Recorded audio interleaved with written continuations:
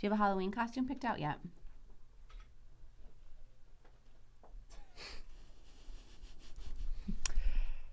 I feel like 50% of the questions I've been asked today were just to get a reaction.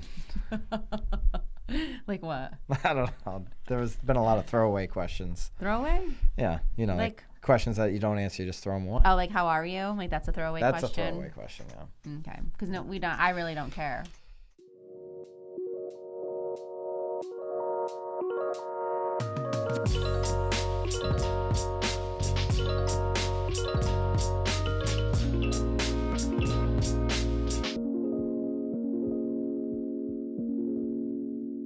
This is Byron Lazine and Nicole White, and you are tuned in to episode 44 of The Real Word. Oh, I thought it was 43. No. Nope. It's 44. Cool. We've got, for the main topic, a question. We really appreciate actually, it was a comment with a question in the comment. So David Reibstein. I think that's how you do it. I don't know. R-E-I-B Steen? Reib? Stein? Reibstein? Reib? David, thank you for the comment. He's like our first racketeer. He's not the first racketeer. We've had questions, but no, not for. This is the first one. This is a great one. Yeah. All right. Maybe not the first one, but definitely not the first one. The first time we've named you a racketeer. How about that? We're gonna name all the questions and commenters racketeers or racketers. Racketeer. Racketeer. Racketer. Is that even a word? Racketeers. It's like. So Racketeer? David, and we'll link up the article. There's an Inman article where the Redfin CEO, Glenn Kelman, says there's too much money in real estate, and that led David to ask, is there too much money in the commissions being paid? What do you think about that? So, I mean, in his point, and we can actually, in the comments, we can put his whole, we can repost his comment in this description if we want. I've got it here for you guys. Well, we sort of touched on it a little bit last week. Yeah, we he gets keep into on the talking discount about brokers. Right. We keep talking about iBuyers. We talked last week about that company. Oh gosh, what state was that company in last week? We're there now. Yeah. Watching TV? No, go ahead. You're watching Keep TV. Keep going.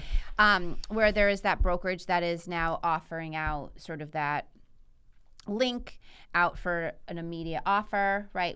So I feel like all of this sort of like work. Remember, hello, are you here? I'm listening. I'm listening. Wow. Huh? I remember what we talked about last week, but what do you think about his specific question? Is there too much money in the commissions? So again, I think that it's very interesting because we were sort of touching on this conversation last week. Got that part. I you know what?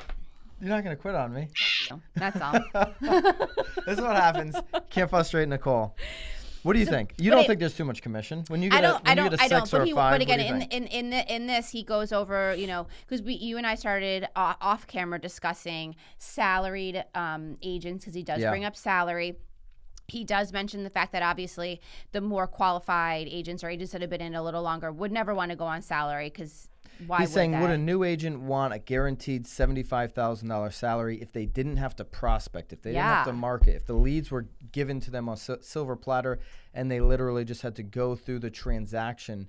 But to me, why would you pay an agent $75,000 when you can hire a transaction coordinator for probably half that amount, right? And they can just handle the transaction. Because if you're just handing somebody the lead, well, but they can't unless they're licensed. I mean, there's plenty. RTC's licensed. I'm just saying that they'd have to be licensed because they can't actually really do anything real estate related if not. My point is, if you're going to give them everything on the silver platter, the marketing's done, the lead is generated, they like the house, they're going to do the deal. Then why wouldn't you just pay them as a TC? Yeah, well, I guess it depends on what people are including in those roles, like then you showings, maybe bonus out on closings, or like I don't, who knows? But when you break it down, everything that's going out, I don't see how the level of service that like we offer, for example, you can get that down into a discount brokerage model. Unless you did just go, okay, we're going to just go heavy on hiring transaction coordinators. Yeah, I mean, I think especially now with where the market is going, I mean, and making things to very produce digital. like video content is like not cheap. You know, now it's almost, in my mind, a requirement to have professional photography. 100%. Where I feel like it's all going in the opposite direction, because forever agents were getting paid the same amount. I mean, if we go back even to Greg Hagan, like the day of the book, I mean, you literally didn't have to do any. I mean, you weren't even taking photos if you didn't have a camera at your home. Yeah. Like, and to think that now it needs to be like pushed more, even though we're offering more. I mean, the whole thing, I think that's a little bit of a racket. I don't think that there's much in there. I do think that there's probably people being overpaid or overcharged if they're not doing anything. And so I get that. I mean, I get the argument of people just like putting things on MLS. I encounter it all the time from expireds, like, oh no, my agent didn't believe in social media. And you're like, and that's why you're still sitting here. And you feel bad because they've now lost this huge chunk of like, of days on market that like you just can't ever get back for them. If you're getting the type of service that is put the house on the MLS, take some photos, the MLS feeds over to Zillow, and that's it, then then yes, David, there's too much money in the commissions.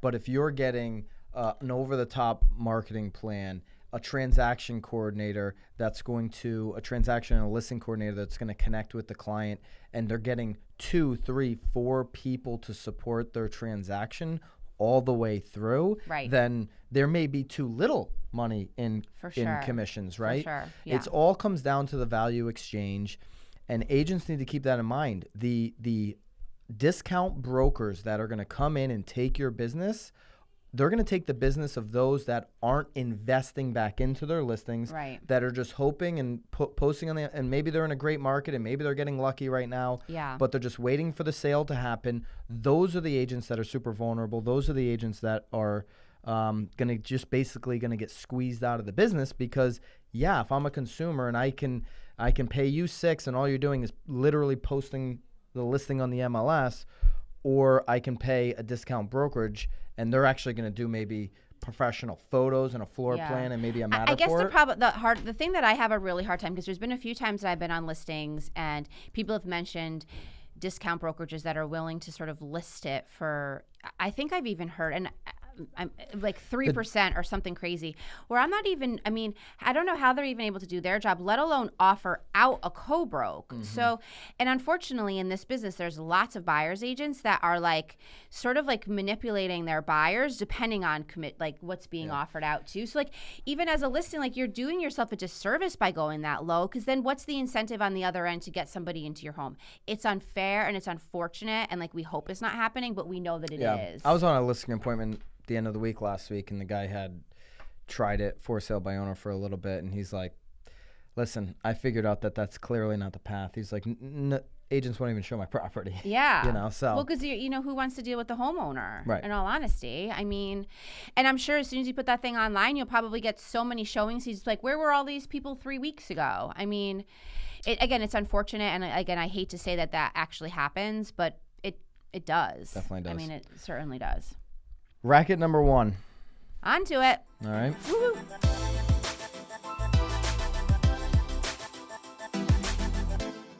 Tax deductions for the realtor.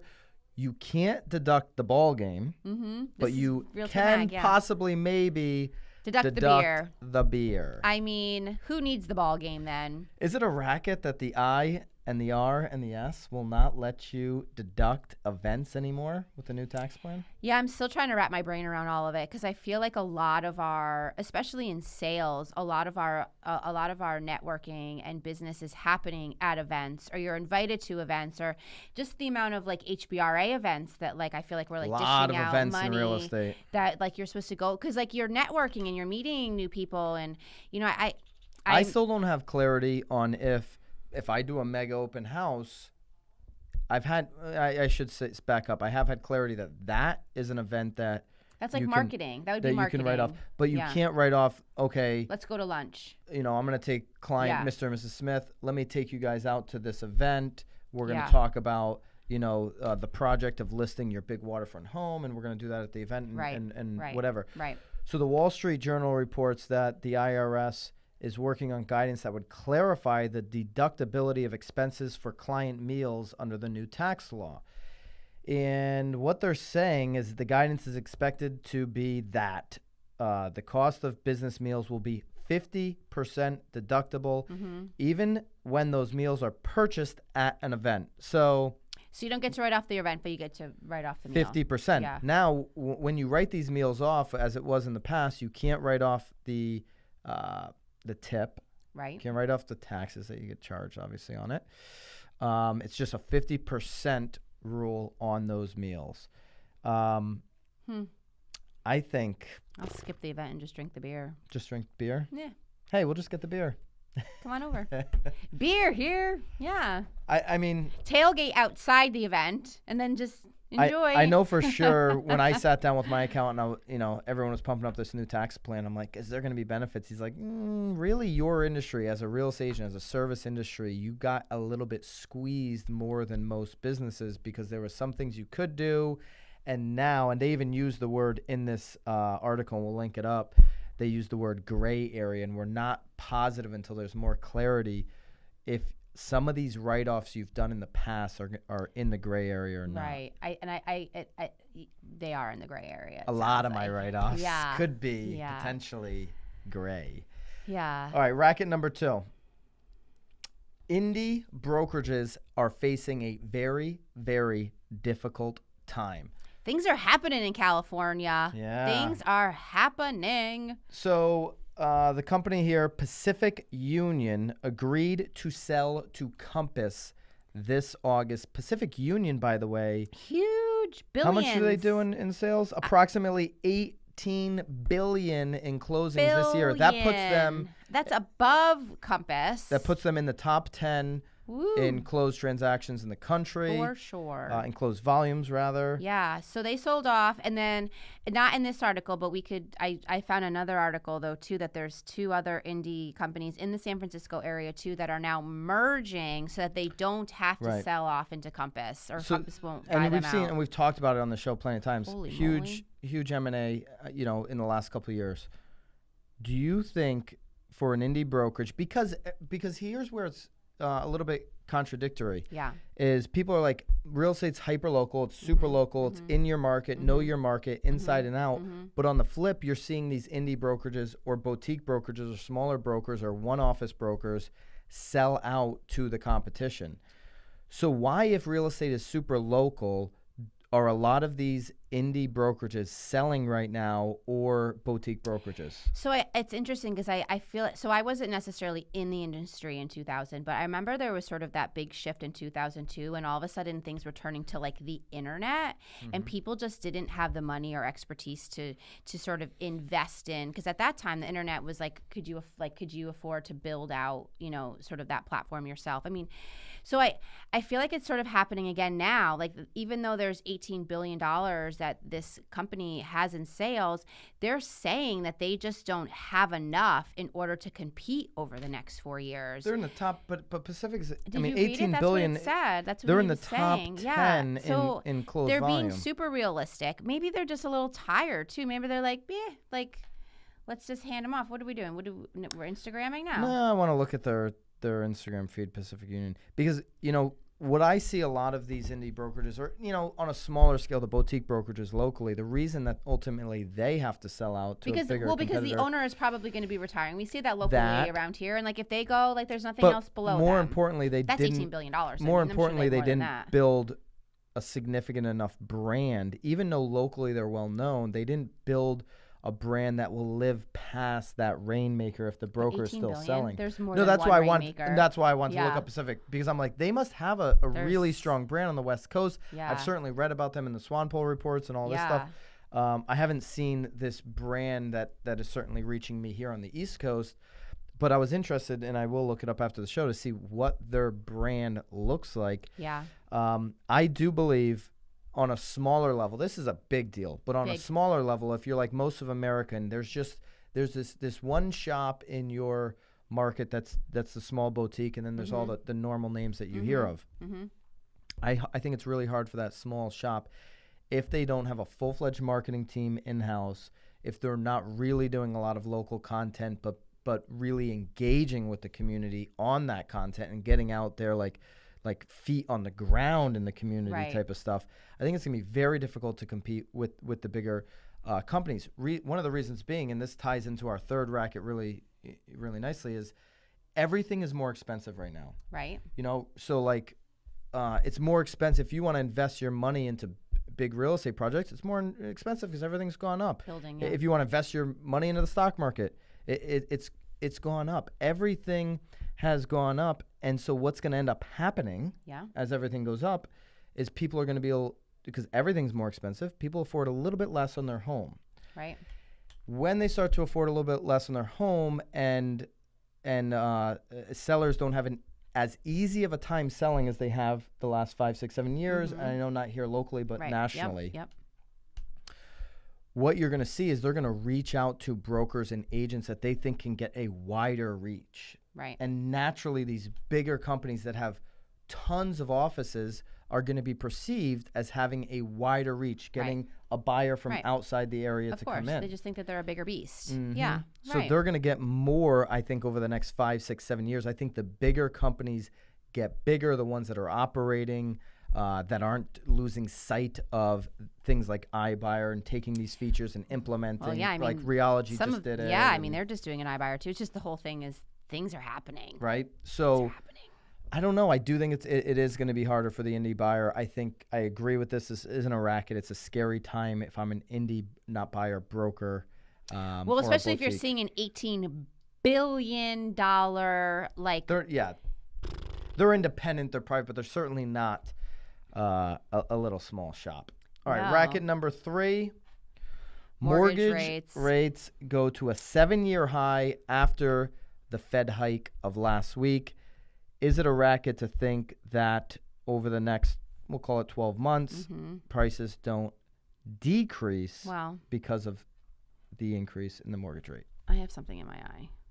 Just because I've been trying really hard not to look all weird, like flicking at it. But anyway, I do think it has a direct effect on prices. If anything, it definitely has an effect on what buyers can afford. I was just even out this past weekend. I've got some move-up buyers. Their current home is like I think their interest rate is 3.75. Obviously, we're creeping up to 5%. So those are things that they're taking into consideration. They do need to sell. They do need to buy. So inevitably, the transaction is going to occur because they need to go larger. But obviously, they're now, feeling like, it's going to be a little bit more difficult of a move, or maybe not. The house they won't be able to afford quite as much now because of the difference there. Yeah, so it's not a racket. It's very interesting. 100% prices are going to stabilize over the next few years or go down. Yeah. 30-year fixed mortgage rate jumped to 4.72%, up from 4.65. The 15-year averaged 4.16, with an average 0.5% rising from last week's 4.11%. I am hearing from a lot of people right now, geez, everything on the market is just way overpriced. It's just way overpriced. For sure, people in more robust markets than ours are saying the same thing. And if buyers continue to feel that way, well, now if they can afford less on their mortgage, right. And oh, by the way, the town that we're sitting in right now, while we shoot this from this office location here, the first selectman says, he said it, publicly in some type of article, and then I reached out to him personally. He said 100% in this town, that's not every town, obviously. The mill? But this town, taxes are going up. Yeah. So if you're now in a town, this town here has a top 20 high school in Connecticut, but it's always been a really attractive town because taxes weren't too bad. Right. But now they're putting in $50 million into the school system. Taxes are going to jump significantly. Mm-hmm. Taxes jump, interest rates jump. This is a town I can see for sure prices going down in. Right. Yeah. Or, again, people are just having to sit still even longer. Mm-hmm. I think that we've seen in Connecticut, a lot of people are just having to sit still because they can't make any move. And now they're going to have to probably sit still even longer now because they can't afford to go, or their prices still haven't come up. We're going to, unfortunately, we'll continue to see. Because I even have some folks that are like, oh, well, we're also really close to like a hospital here too, so we get a lot of doctors, and obviously like debt to income plays a little bit of a role there too because of like the amount of money that they take out in student loans. So there are some people that are just hoping like, hey, by next year, but then it's like, well, maybe what you would have saved by sort of paying down your loans, your rate. I mean, it's just there's so many variables. Yeah, they're going to get it as close to 5% in 2019 as they possibly can if the economy is feeling confident when we come out of this winter in November and so on. If they're feeling confident still in January, no doubt in my mind that the Fed tries to get it as close to 5. Hopefully they don't put a 5 in front of it. Hopefully it's like 4.99 or something, because that'll just make buyers feel a little bit better because you got a 4 in front. But yeah, I think the interest rates are going to continue to rise, and it's not a racket to think that prices come down because of that. Yeah. So get it in now. Get your money in while it's good if you're a serious buyer and you have a reason to buy, right? Sure. Yeah. If you guys have a comment, please post them in YouTube or on Facebook or on IG. That was a fun one this week. Wherever you're seeing this in the comments. And certainly if you have a question, put it right in the comments. And like we did with David's question, we will address it. And if you haven't already, hit the like or the subscribe or the follow wherever you're seeing real word. You're like one of those. Do it all. Like the like. Those people. The like hearts. Subscribe. Like the subscribes. The dislikes. The dislike. We went over dislikes last time. We don't want dislikes. All right. Have a good week, guys. Bye, guys. Keep it real.